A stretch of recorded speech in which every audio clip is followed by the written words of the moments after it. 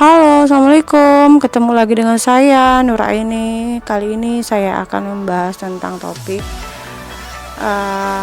membedakan berbagai resiko dan hajat ketiga dalam setiap tahap pemberian asuhan keperawatan.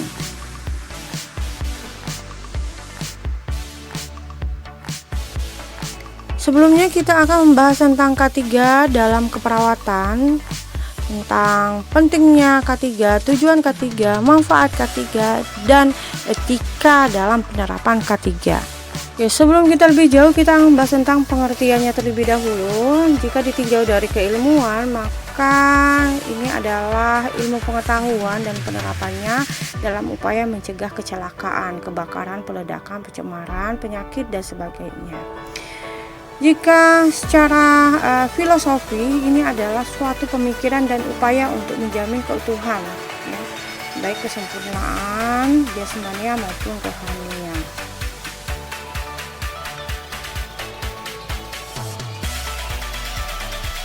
Jika dilihat dari keilmuan, ini mendefinisikan bahwa ilmu pengetahuan dan penerapannya dalam usaha mencegah kemungkinan terjadi kecelakaan dan penyakit.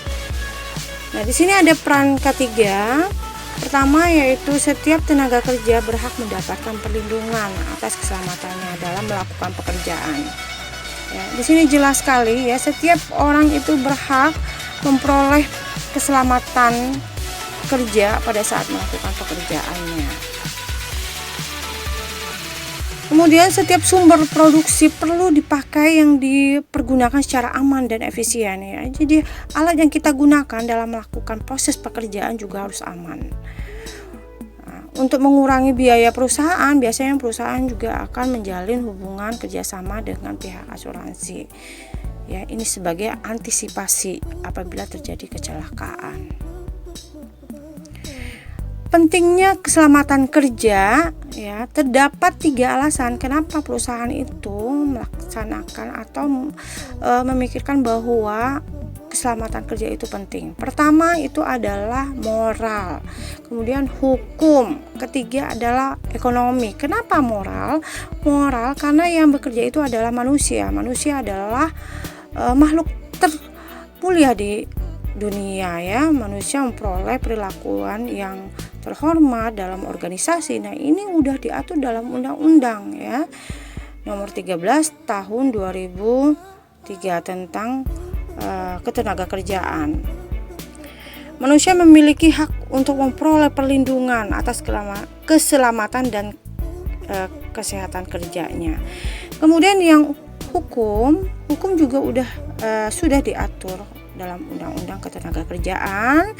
Jaminan bagi setiap pekerja, para pemberi pekerja yang lalai itu akan diberikan sanksi ya.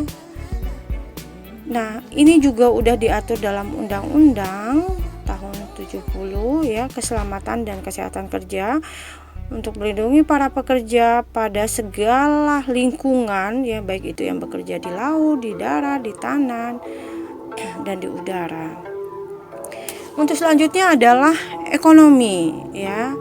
Akibat kecelakaan kerja yang dialami pekerja, maka akan berdampak ekonomi pada perusahaan. Nah, perusahaan juga akan mengeluarkan banyak biaya ya. Nah, untuk mengantisipasi maka perusahaan akan melakukan kerjasama dengan pihak asuransi. Baik, untuk selanjutnya adalah tujuan penerapan K3. Ya, ini menurut Undang-Undang Nomor 1 Tahun 1970 tentang keselamatan kerja. Pertama, melindungi dan menjamin keselamatan setiap tenaga kerja dan orang lain di tempat kerja.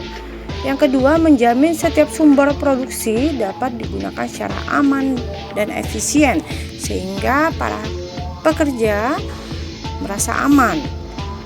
Kemudian yang ketiga adalah meningkatkan kesejahteraan dan produktivitas nasional. Ini sehingga apabila tidak terjadi kecelakaan, maka kesejahteraan dan produktivitas nasional pun juga akan meningkat.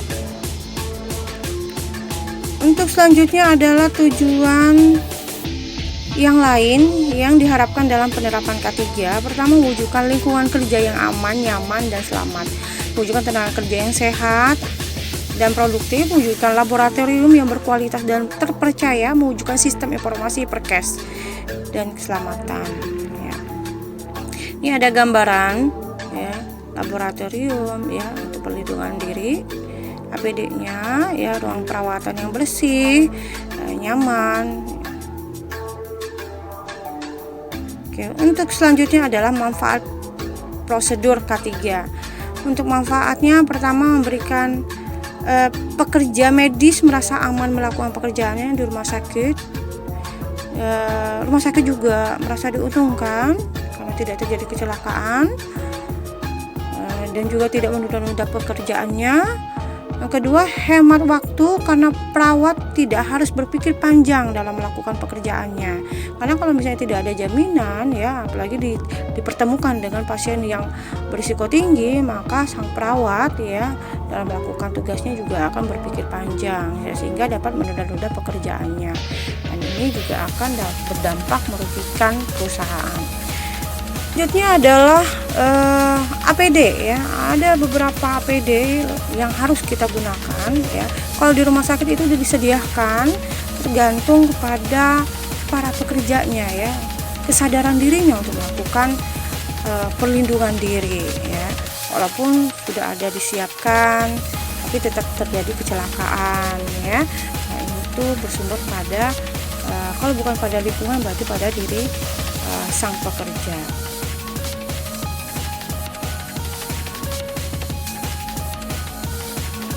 Yang berikutnya adalah etika dalam penerapan K3. Itu pertama otonomi, kedua berbuat baik, keadilan, tidak merugikan, kejujuran, menetapi janji, ya, kerahasiaan dan akuntabilitas. Oke, apabila semuanya digabungkan, dikerjakan dengan baik, maka manfaatnya akan luar biasa ya. Perusahaannya untung, pekerjaannya juga aman. Ruang lingkup K3 dalam keperawatan. Ruang lingkup higiene perusahaan dan kesehatan kerja atau Hiperkes dapat dijelaskan sebagai berikut. Menurut Rahman 1990, kesehatan dan keselamatan kerja diterapkan di semua tempat kerja yang di dalamnya melibatkan aspek manusia sebagai tenaga kerja, bahaya akibat kerja dan usaha yang dikerjakan. Jadi semuanya perlu perlindungan. Kebijakan K3 yang berkaitan dengan keperawatan di Indonesia memberikan asuhan keperawatan, penyuluhan konselor, pengelola pelayanan keperawatan, penelitian, pelaksanaan tugas berdasarkan pelimpahan, pelaksanaan tugas dalam keadaan keterbatasan tertentu. Oke, di sini ada gambaran kebijakan K3 yang berkaitan dengan keperawatan di Indonesia. Ini gambaran memberikan penyuluhan. Baik, untuk selanjutnya adalah kuis. Ini ada beberapa pertanyaan. Semoga ilmu yang diberikan bermanfaat dan dapat dikerjakan dan dijawab dengan baik dan benar.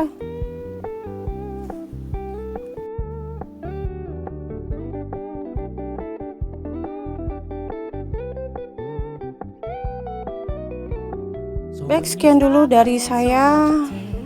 Semoga apa yang saya sampaikan dapat bermanfaat. Lebih dan kurangnya saya mohon maaf. Jangan lupa like, subscribe, and share. Saya akhiri. Wassalamualaikum warahmatullahi wabarakatuh.